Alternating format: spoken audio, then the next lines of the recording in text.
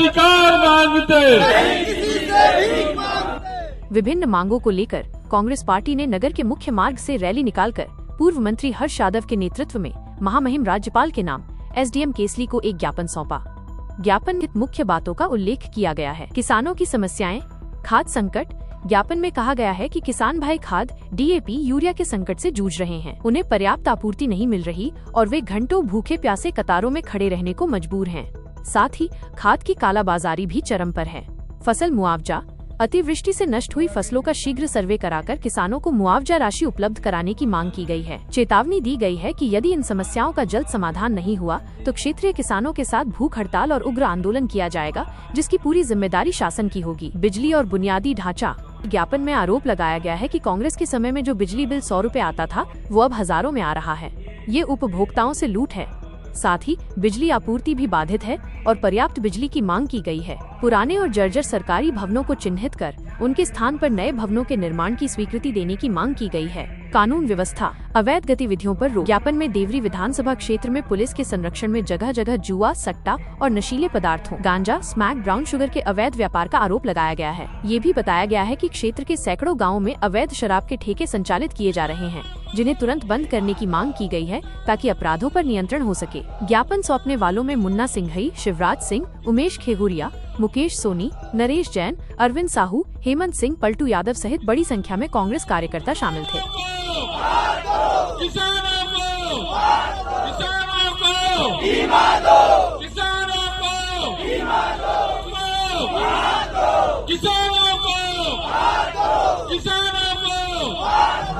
महाराष्ट्र के चुनाव हुए जहां पर हमारी सरकार बनने की बेहद अच्छी संभावनाएं थी।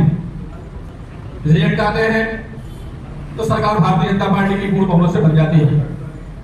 इसी तरह हरियाणा का चुनाव हुआ।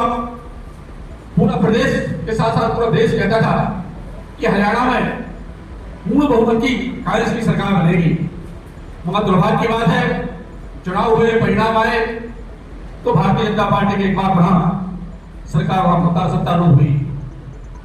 मध्य प्रदेश और छत्तीसगढ़ के बारे में भी ये स्थितियां थी, मगर उस समय तक हमें मान के चलते थे कि लाडली बहना का असर है, इसलिए मध्य प्रदेश में सरकार नहीं बनी।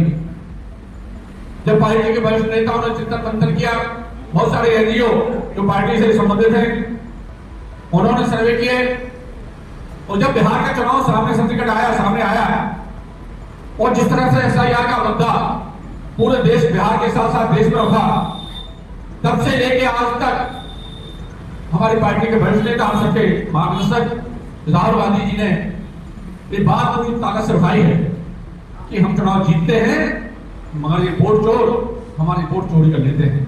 सुप्रीम कोर्ट तक मामला गया, मगर भारतीय जनता पार्टी, इंडियन सरकार ये बात मानने को तैयार नहीं होना। चुनाव आयोग पार्टी की आप सच्चे सिपाही है और चाहते हैं कि देवरी विधानसभा में कांग्रेस की सरकार विधायक बने, मध्य प्रदेश में कांग्रेस की सरकार बने, तो निश्चित रूप से पूरे प्राणपण से यदि आपने पुनरीक्षण का काम लिया है तो पूरी तन्मयता से काम करना। कड़ी सच्चाई यही है कि भारतीय जनता पार्टी हर विधानसभा में करीब 20-25 हजार ऐसे फर्जी मतदाता जोड़ देती है जो ना इस जिले के होते हैं, ना इस प्रदेश के होते हैं, अन्य जिले के और अन्य प्रदेश के लोगों के नाम जोड़कर अपना वोटर परसेंट बढ़ाने का काम करें। आप लोगों से ही प्रार्थना करना चाहूंगा कि वोटर पुनरीक्षण का काम बीएलए के माध्यम से आप सबको करना है। करेंगे तो निश्चित रूप से कांग्रेस के प्रति आपका बेहद समर्पण होगा। जब 2023 का चुनाव था, किसी को उम्मीद नहीं थी कि देवरी विधानसभा हम लोग हार रहे हैं। जिन्होंने प्राणपण से मेहनत की, भूखे पेट रहकर लगातार, जैसे सर्दी के मौसम में 24 घंटे मेहनत की, जब परिणाम अपने अनुकूल नहीं आए तो आज भी वैसे लोग दुखी हैं। मैं आप सबसे गुजारिश कि आज जनता भारतीय जनता पार्टी की मध्य प्रदेश सरकार से और केंद्र सरकार से बेहद दुखी है, और दुखी होने के बहुत सारे कारण हैं। महंगाई का आलम है, चाहे डीजल हो, चाहे पेट्रोल हो, चाहे शक्कर हो, चाहे केरोसिन का तेल हो, हर चीज महंगी हो चुकी है, लगातार महंगाई बढ़ रही है। मगर ना गेहूं के रेट बढ़ते हैं, ना चना के रेट बढ़ते हैं, ना मसूर के बढ़ते हैं, ना धान के रेट बढ़ते हैं। यदि बढ़ते हैं तो व्यापारियों के रेट बढ़ते हैं। कितना है किसी से छुपा हुआ नहीं है। पिछले खरीफ सीजन में जब हम मक्का के लिए, धान के लिए और सोयाबीन के लिए हजारों हजार किसान हफ्ते भर तक, 15 दिन तक लगातार लाइन लगा रहे, मगर किसी भी किसान को खाद की बोली नहीं मिली। मगर एक बात जरूर कहना चाहूंगा, भारतीय जनता पार्टी का एक भी नेता, एक भी कांग्रेस भारतीय जनता पार्टी का कार्यकर्ता आपको लाइन में लगा हुआ देखा नहीं होगा। वजह यह है कि भारतीय जनता पार्टी के लोगों को चीन चीन कर खाद की गोली दी गई। हमारे जो गरीब किसान है, आम किसान है, उनके लिए तरसाया गया है। और आज जब रबी की सीजन हमारे सामने है, कुछ दिन बाद बोने की शुरू होगी, हमें जरूरत है खाद की। आज पुनः खाद का संकट प्राप्त हो चुका है। सरकार कहती है कि साथ खाद का कोई संकट नहीं। शिवराज सिंह जो पूर्व मुख्यमंत्री है और वर्तमान में कृषि मंत्री है देश के, लगातार झूठ बोलने का काम कर रहे हैं कि खाद का कोई संकट नहीं है। मगर जो देश के प्रदेश की हालत है, चाहे भिंड की बात हो, चाहे सागर जिले की सुर्खी की बात हो, चाहे देवरी की बात हो, चाहे खड़ी की बात हो, चाहे दकिया की बात हो, चाहे नीवा की बात हो, हर जगह हजारों की संख्या में किसान खाद के लिए लाइन लगा रहे हैं। खाद कितनी कालाबाजारी हो रही है।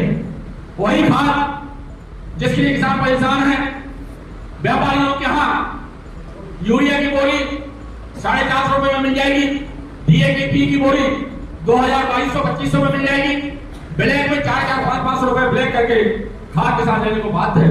और इसमें भी कोई गारंटी नहीं है कि खाद जो बिल्कुल लेके आ रहे हैं वो असली है कि नकली है। हालत यह है कि नकली डीएपी का भी कारोबार पूरे जिले में बड़े पुरजोर तरीका से चल रहा है। कई किसान आज परेशान रो रहे हैं खून के आंसू कि भाई हमने खाद डाला था, नकली निकला, हमारी फसल चौपट हो गई, पैसा भी लग गया और फसल भी कुछ नहीं निकली। ये हालत है। तो आज हम सब लोगों ने तय किया है, कांग्रेस के सभी नेताओं के साथ हम लोग आज ज्ञापन देंगे कि हम सभी की एक मांग है कि हमें खाद समय सीमा में उपलब्ध हो, हर सोसाइटी में खाद उपलब्ध हो और जितना रखवा जिसका है उस मांग से लोगों को डीएपी और यूरिया मिले। ये हमारी मांग आज हम मांग पत्र के माध्यम से अनुभागीय अधिकारी देवरी को केसरी को देंगे, वहां महाराज्यपाल के नाम पर ज्ञापन देंगे। एक और बड़ी विकट समस्या, कांग्रेस की सरकार जब थी 100 रुपए में 100 यूनिट बिजली आती थी, 100 रुपए से ज्यादा बिल किसी का नहीं आता था। और आज बिजली की हालत यह है कि 2-2, 3-3, 4-4, 5-5, 6 हजार रुपए के बिजली के बिल आ रहे हैं। किसान परेशान है, फसल चौपट हो चुकी है, अतिवृष्टि से मक्का की, धान की और सोयाबीन की फसल नष्ट हो चुकी है। ऊपर से बिजली का है कि किसान भरने की स्थिति में नहीं है। इन सभी समस्याओं को लेकर, साथ ही बीमा की राशि और मुआवजे की मांग को लेकर आज हमें ज्ञापन देने जा रहे हैं। जो दायित्व आपको सौंपा गया है संगठन संचालन के नाम पर, पार्टी ने निर्णय लिया है कि मंडल सेक्टर और ब्लॉक स्तर पर पार्टी का पुनर्गठन किया जाएगा और बेहद महत्वपूर्ण बैठकें लगातार हर हफ्ते दिल्ली से लेकर भोपाल से लेकर सागर तक ब्लॉक लेवल पर आयोजित हो रही है। ये लगातार श्रृंखला चलेगी।